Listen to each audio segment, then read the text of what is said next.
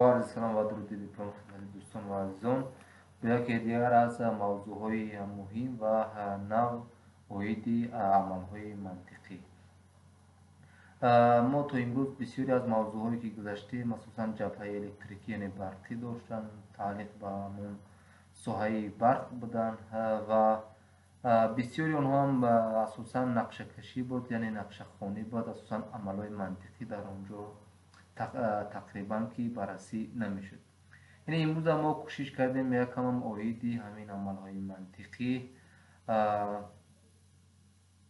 یکم بررسی کنیم و اونها چی رابطه با سوهای الکتر یعنی برق دارن و با دونستن اونها یعنی چی کاری ما ساده می شود و ما با چی نتیجه نایل می شویم. پیش از همه باید قید کنیم که عملهای منطقی خاصی همه نمود ساحه هستند، اساسا ساحه ندارند. در همه ساحه ما می توانیم اینها را استفاده شون کنیم عملهای منطقی را و اساسا در ساحه برق نهایتا وسیع تقریبا بگیم جای همون مدارهای الکتریکی که پیش بود علاقه همین مدارهای منطقی جای اونها را غصب کرده یعنی جای اونها را گرفتگی هستند. اساسا زنجیرها مدارهایی که اساسا طراحی میشوند در اساسی همین عملهای منطقی طراحی میشوند و خصوصا عملی منطقی یعنی همین لگیچسکی الیمنت یا که هم دروازه منطقی و همون لوجیکال گیت یا دو تا بزرگی است در اینجا. یعنی اساسا در اینجا یک طرفی خوب مثبتش در این است که ما فقط با دو بزرگی کار میکنیم یعنی با دو قیمت یا نول است یعنی اگر با الکتریکی شباهت دیم خاموش و یک یعنی روشن فروزان یا که وصل یا قطع یعنی با ما با دو همین قیمت اساسا بازی میکنیم یعنی با همین دو قیمت کار میکنیم و اساس اینا رو هم تشکیل میدهد عملهای منطقی را سه تا دروازه منطقی میگم یعنی لوجیکال گیت یعنی با اون خاطر دروازه میگن که با همین شرط ها اجرا شدن دروازه کشوده میشد و همون خروج میده. یعنی با چی طور اینا استفاده میشن ما حاضر هر سه همین عملهای منطقی دروازه منطقی اند آر و نوتا و دیگر بررسی میکنیم. اولینش هم ما در اینجا گرفتگی این هست اند گیت یعنی دروازه و نمودش هم به همین شکل است. دو نمود افاده دارد یعنی در کتابی شما همین شکل دید و همین شکل هر دوش هم خاصی اند گیت هستند. یعنی در اینجا هم گفتگی است که نمودی بگیم سنتیش هم به همین شکل است و نمودی استاندارد آی ای سیش هم به همین شکل است. یعنی گفتیم دروازه معنیش هم همین است که زمانی که شرط ا و ب اجرا شود یعنی هم ا و هم ب اگر یک باشد و دروازه کشوده میشد و ایگری که ما هم یک میشود. اینها هم عملهای منطقی هم اساسا افاده ریاضی هم دارن که به همین شکل است. یعنی ایگری که در اینجا اگر افاده کنیم برابر است ا ضرب ب. خب در اینجا جدول درستش هم نشان داده شدگی است که همین تنها دو تا در عمل منطقی اساسا اگر ما اونها را به نمود افاده ریاضی بگیم اگر اینا ا و ب در اینجا تغییر یابنده حساب می شوند و ایگریک هم این افاده یعنی افاده ما ایگریک ما برابر است با تغییر یابنده ا و ضرب تغییر یابنده ب. ا و ب تغییر یابنده هستند که دو حالت دارند چه حالت نول و حالت یک. در اساس آن همین بزرگی ها همین جدول طراحی شدگی است و هر یک ا و ب میتواند 4 حالت داشته باشند یعنی در یک جایی و این هم در نتیجه با خروجی ما که در اینجا کیو گفته اینجا ایگری گفته فرق ندارد 4 حالت دیگر شده میتواند. ما در اینجا شبیه سازی کردگی هستیم با مدار زنجیر الکتریکی یعنی انگیت در زنجیر الکتریکی چی معنی دارد. این به همون معنی است که ما دو تا تیغه را پای در پای پیوست میکنیم یعنی ما در اینجا اس بی یک شستی اس بی یک داریم و شستی اس بی دو داریم یعنی کلید استارت یکم استارت دویم است. اچ ال یک هم در اینجا خروجی است یعنی این دو تا ورودی هستند این یک تا اچ ال یکی ما خروجی است و اینجا هم یکی از نمونه ساده ترینی همان برنامه‌اش در پی ال سی به نمود نوربانی لید دیاگرام اینجا افاده شدگی است و اونها را حاضر با یکدیگر بعد شبیه سازی میکنیم و میبینیم که چی با کدام شکل کار میکنه. حالتاش هم میبینیم در اینجا 4 حالت هست، یعنی در ما حالت ifade کنیم میگه که زمانی که A و B نول هستند، یعنی همین حالت یکمی که ما در اینجا داریم پیشفرض SB1 و SB2 نول هستند، خروجی ما هم نول است، یعنی Q هم حالتش نول است. در اینجا یعنی شرط اگر ما بگیم ترجمه شکل در حوزه و یعنی شرطی و یعنی A و B گفتنی است که یعنی هم A و هم B اگر یک باشد. در اینجا گفتگی است که با نول اگر A نول باشد B یک هم، یعنی ما از اینجا SB1 یا که SB2 هم یک تو این اگر فعال کنیم ما هیچگاه HL1 روشن نمی شود، چون که حتما باید شرطی هم SB1 اینجا اگر وصل شد هم SB2 اونگاه هم خروجی QE ما یعنی همین HL1 ما روشن می شود. این نمودی PLC هم اینجا افاده شدگی است، یک نمونه از نوربونی، یعنی ورودی E03 و E04 ما اگر هر دوشم اگر که وصل بود و خروجی آوتپوت دوی ما هم روشن می شود. این بود یعنی افاده دروازه انگیت، یعنی ما فرض کردیم یک ساده تر اگر بگیم ما در دو نقطه یک دگمه داریم برای موتور راه اندازی کردن. اگر موتور ما در نظر بگیریم یعنی ما باید هم نقطه یکم و هم نقطه دوم که فعال کنیم بعد روشن میشه، یعنی از دو نقطه حتما باید هر دو فعال باشد نتیجه هم یک میشود.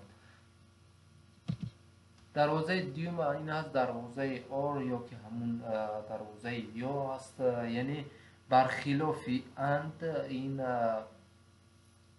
در اینجا بینید سر اول اگر نمود الکتریکی را ما بینیم تیغه را بینید به دیگر موازی هستند.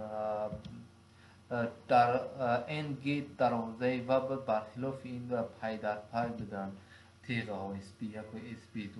نمودی سیمبولیش هم به همین شکل، نمودش هم به همین شکل است. دو نمودی افاده میرم دارد، چی نمودی سنتی چی نمودی استانداردی IEC هست و نمودی افاده متماتیکیش هم در اینجا یعنی افاده شدگی است ایگری برابر A جمعی B، یعنی A اضافه می شود به B. خب در نمود PLC هم به همین شکل یعنی ورودی E01 موازی است با E02. خب چی فرقیت دارد؟ فرقیت شما در همین جدولش خوب میتونیم بررسی کنیم در جدولی همون درستیش که با کدام شکل همین نتیجه که ما داشتیم از یا حاصل می شود. یعنی در حوزه یا گفته اگر ما ساده بگیم میگیم که یا SB1 یا که SB2 روشن شد HL1 ما روشن می شود، یعنی ما یا نقطه یکم یا نقطه دوم علاقه یا مثال اقلم وصل کنیم نتیجه ما هم یک می شود. این هم 4 حالت دارد برای دو تا ورودی، یعنی اینجا دو تا تغییر و بنده گفتگی است، یعنی چند دیگر تغییر و بنده زیاد چند حالتش هم زیاد می شود، اینا بعدتر بررسی میکنیم. اینجا اگر بینیم این تنها در حالتی هر دو اگر نال بود ما خروجی داریم، یعنی خروجی نداریم، یعنی زمانی که فقط زمانی که SB1 و SB2 اگر نال باشد یعنی همین زمانی که الان هست نمود مقرری HL1 ما خاموش است. یعنی در اینجا فقط در حالتی که یا اینپوتی یا SB1 یا که SB2 یعنی اینجا بینیم اینجا A هست اینجا B هست، هر دوشم نتیجهش هم یک است، یعنی هر دوشم اگر روشن باشد SB1 و SB2 هم HL1 ما هم روشن است. یعنی برخلاف جدول قبلی این سه حالت نال و یک این جدول اندگیتی ما سه حالت نال و یک حالت یک داشت، اما دروازه آرس یک حالتی نال و یک سه حالتی یک دارد. نمود استفاده برایش هم گفتیم در کجا مثال با کدام منطقا با کدام حالت استفاده میشه، یعنی حالتی که ما خواستیم اقلا یکی از ورودی های ما روشن بود و خروجی ما هم روشن شود. و و سیم دروازه هم هست، این دروازه نوت، یعنی نوت گیت، یعنی دروازه نه، یعنی این کار، یعنی گیم برخلافی همون عملی که در ما بود همون در نظر دارد که ما باید در مدار زنجیرهای الکتریکی ما دو تا تیغه داریم، یعنی تیغه باز داریم، تیغه بسته داریم. نه همین تیغه بسته این همون نمودی دروازه نه هست، یعنی برخلافی تیغه باز است. نمود ifade کنیش همین هم به همین شکل است، یعنی این فقط یک ورودی دارد، یعنی اگر ما ورودی ا گیریم این کارش کنیم با ایگریتی، یعنی با خروجی ایگریتی. نمود ifade متماتیکش به همین شکل است و اینجا هم ifade شده است. فقط جدول شما درجه مشاهده کنیم دو حالت دارد، یعنی یا حالت یک یا حالت نول. یعنی میگه که اگر ا نول باشد نوت ا یک می شود، اگر ا یک باشد نوت ا نول می شود، یعنی به حتما نتیجه ما برخلاف می شود. در اینجا ifade را بینیم، مدار الکتریکش بینیم چون ساده تر است. در اینجا اس بی سی ما علاقه تا اینجا وصل کردیم است، یعنی حالت مقرری است، ما حال اینا وصل نکردیم، یعنی ما پخش نکردیم، حالت قبلی است. اس بی ما اگر اینجا حاضر نول است، حالت نول است، اچ ال یکی ما یک است. اگر ما یک کنیم، یعنی اس بی سی را اگر پخش کنیم، یعنی اگر ما اینجا اگر پخش کنیم این خط می شود، این روشن بود تا به حال این روشن بود، تا زمانی که اون قطع بدیم روشن بود. ما زمانی که اس بی سی را یک میکنیم این نول میشه، این علاقه خاموش میشه، یعنی برخلافی همون عملی که پیش بود، یعنی اگر حالت نول بود یک میشود، یک بود نول میشود. این سه دروازه بودن دروازه اساسی منطقی که اساسی ترینشان همین هستند و دیگر دروازه ترکیبی را بعدا هم میبینیم که اونا در اساس همین سه تا دروازه ترکیب یافتگی هستند. ما این عملا را میریم در نرم افزار اتوماسیون استودیو یک بار شبیه سازی میکنیم تا که بازم کاملتر شوند، یعنی عملهای ما در اینجا آوردگی هستند کاملا همش و میریم سیمولیشن شبیه سازیشون میکنیم و میبینیم که اونها با کدام طریق کار میکنیم. این قسمت ما اگر مشاهده کنیم، یعنی قسمت طرف چپ ما مدارهای الکتریکی را گرفتگی هستیم، زنجیره الکتریکی را گرفتگی هستیم. در قسمت بالا این شرط های منطقی هستند که در زبان ST استفاده میشن، structure text زبان متنی است. این قسمت بین هم این PLC است و قسمت که با زبانی LD یعنی نورمانی نوشته شدگی است. قسمت راست هم اینها نمودی همون دروازه منطقی را گرفتیم و با آنها سیگنال 0 1 میدیم و میبینیم نتیجه چی میشود. سرول میریم از آر، یعنی از دروازه مبتیل از این سر که مفرقیت ندارد، خب بیار از این سر میکنیم، از دروازه و سر میکنیم، یعنی HL یکی ما را بینیم زمانی که SB1 فعال شود روشن نمی شود، زمان SB2 روشن شود روشن نمی شود و تنها حالتش بود این یک حالت داشت، هم SB1 و هم SB2 روشن باشد، یعنی این دروازه و بود، یعنی عملی و بود هم یکم و هم دویم در نظر دارد. PLC میریم، قسمت PLC میگه که یعنی زمانی که E03 و E04 اگر فعال بود با ما خروجی آوتپوت داره روشن میکنیم. ما E03 را فعال میکنیم و E04 را فعال میکنیم، میبینیم که با ما خروجی میده. اگر یک از اینها اگر قطع باشد با ما خروجی نمیده. این حتما عملی باید و در این شرط و هم اجرا شود. قسمت پیشتر میکنیم بینیم اینجا حاضر حالت اول ما هر دو نمونه‌اش گرفتگی هستیم، هر دو استاندارد گرفتگی هستیم، فقط برای که مثال فهمو باشه که شما هر دو اینا یک چیز هستند. اساسا این همون یک نمود ایفاده بود. ما اینجا یعنی همین دو تا استانداردی که داشتن همون رو در اینجا نشون دادگی هستیم. در حالت اول اینجا ببینید قیمت 0 است و ما اول یک تعیین یک میکنیم، یعنی یک ورودیش یک کرده هردوش ورودی دیگر 0 نتیجه ما 0 است. ورودی دویم هم یک میکنیم، ببینیم که نتیجه ما یک میشود. یعنی یکی اگر از اینها اگر وصل شود ما خروجی نداریم، یعنی قیمت یک نداریم تا زمان هر دی ما وصل نشود. یعنی شرط تکست هم اگر اینجا مشاهده کنیم میگه که if E003 and E004 then output داد. یعنی اگر E003 یعنی یک باشد گفتنی گپ و E004 یک باشد آنگاه آوتپوت دو هم خروجی دو هم یک می شود. میریم دروازه دیگر، دروازه یا یعنی آر گیت.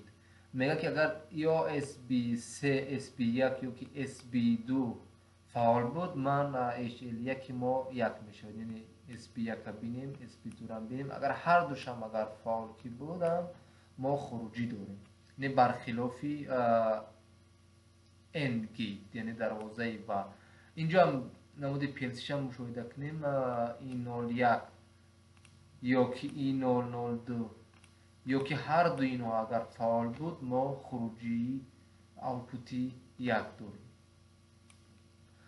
اینجا میریم قسمت یعنی یا ورودی یکم یا ورودی دوم اگر فعال شود ما علاقه در نتیجه خروجی یک داریم. دروازه نه یعنی دروازه این کار بود برخلافی گیم همون عمل. اینجا بینیم ما تا SBC را تا حال ما وصل یا قطع نکردیم، یعنی حالت مقرری خودش تیغه بسته است و ما خروجی 0 داریم.